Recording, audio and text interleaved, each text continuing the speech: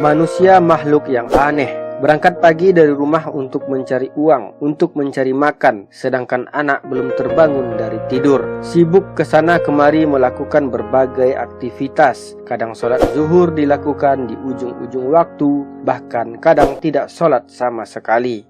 Dan sholat asar pun begitu, kadang dilakukan di akhir waktu dan kadang pun tidak dilakukan. Jangankan sholat, alasan dia berangkat pagi dari rumah adalah untuk mencari makan dan mencari sesuap nasi pun dia lupa. Karena makan pun dia sering terlambat dengan alasan sibuknya aktivitas. Karena sudah menjadi kebiasaan, dia pun terbiasa makan menunggu aktivitasnya lapang.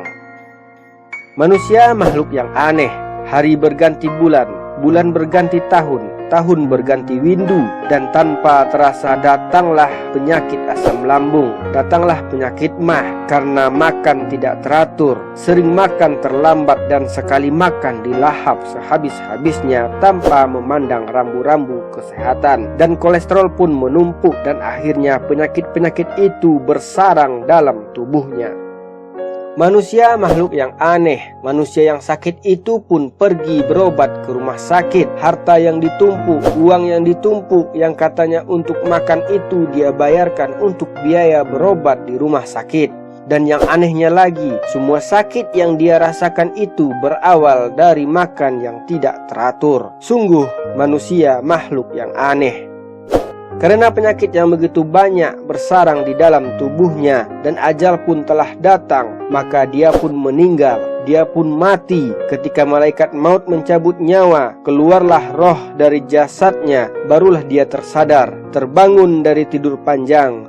An-nasun niyam, manusia itu tidur. Falamma matu intabahu, ketika mereka mati barulah mereka sadar ternyata selama ini mereka hanya tidur panjang. Mimpi jadi orang sukses, mimpi jadi orang sibuk, mimpi jadi orang kaya.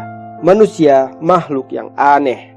Ketika manusia itu dihadapkan kepada hisab Allah, dia tidak membawa bekal apapun, dia tidak membawa amalan apapun. Karena selama hidup di dunia dia sibuk beraktivitas untuk hawa nafsunya, sibuk dengan keduniaannya, sehingga dia lalai bekal di akhiratnya. Nantilah kalau sudah menikah, nantilah kalau sudah punya anak, nantilah kalau sudah tua, nanti ke nanti, nanti ke nanti. Dan hari ini pun hanyalah penyesalan yang tak berguna itu yang dia rasakan. Manusia makhluk yang aneh. Pergi pagi dari rumah untuk mencari sesuap nasi, untuk mencari makan, tapi waktu makan itu pun dia lupa. Manusia makhluk yang aneh, dilahirkan ke dunia untuk beribadah kepada Allah, tapi dia sibuk melakukan hal-hal yang lain, sibuk melakukan hal-hal yang sia-sia. Manusia makhluk yang aneh.